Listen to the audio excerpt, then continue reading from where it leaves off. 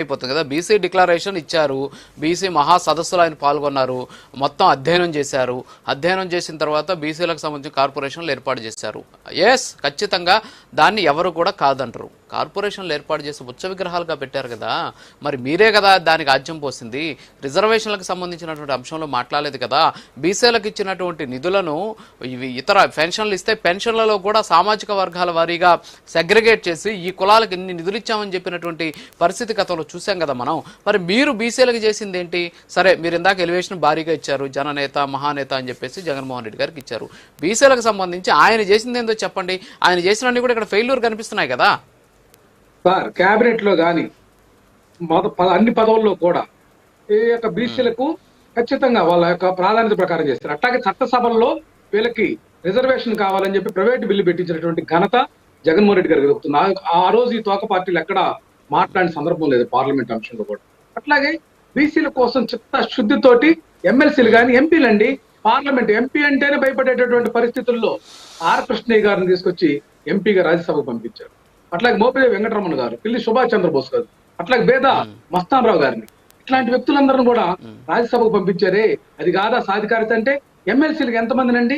పదుల సంఖ్యలో ఎమ్మెల్సీలని ఈ యొక్క చట్టసభలకు పంపించేటటువంటి దానికి కానీ, అట్లా కార్పొరేషన్ పదవుల్లో కానీ అన్నింటిలో కూడా 50% రిజర్వేషన్ ఇచ్చారు కదండి. మహిళా సాధికారత కూడా సాధించారు కదండి, 50% ఇచ్చేసి. ఇదంతా కూడా ఏదైతే బీసీ వర్గాలు అణగారిన వర్గాల కోసం ఆయన చేసినటువంటి కృషి కాదండి. అట్లాగే ఈ యొక్క బీసీలకు 34% రిజర్వేషన్ స్థానిక సంస్థలు కల్పించాలని జీవో చేసి ఆయన ముందుకెళ్తుంటే బిర్రు ప్రతాప్ రెడ్డి అని ఏదైతే చంద్రబాబు నాయుడు గారు శిష్యుడి చేత పిటిషన్ వేయించలేదండి.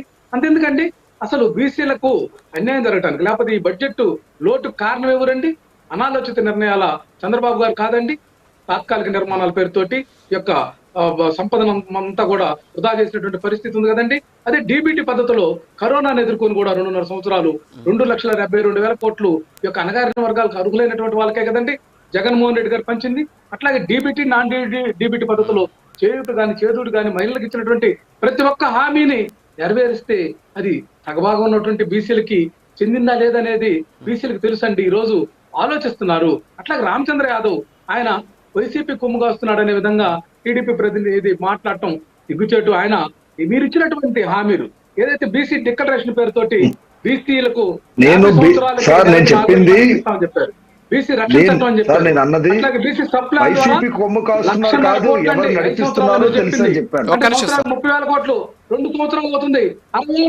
కదా కనీసం 600 కోట్లు కూడా ఇచ్చిన దాంట్లో ఉందా చెప్పమనండి. ఈ విధంగా బీసీల నడుము విరగొడుతుంది, ఈ యొక్క నడ్డి విరుస్తుంది ఈ చంద్రబాబు నాయుడు గారి యొక్క ప్రభుత్వం కాదని చెప్తా ఉన్నా. ఎన్టీ రామారావు గారితో పోల్చుకుంటే అది ఆశాస్పదం అవుతుంది. చంద్రబాబు నాయుడు గారు ప్రతిసారి కూడా కులాలను విడగొట్టి కులాలని చిచ్చుపెట్టి తన రాజకీయ పప్పం గడుపుకోవడానికి ప్రయత్నం చేసాడు తప్ప ఈ రోజుకి ఏదైతే మేకలు గొర్రెల పెంపకందారులకు ఇస్తామన్నటువంటి సబ్సిడీ రుణాలు ఒక్క రుణం అన్న ఇచ్చారండి. ఎక్కడా కూడా ఇది చెప్పినటువంటి హామీలు లేదు. శాశ్వత కులకరణ పత్రాలు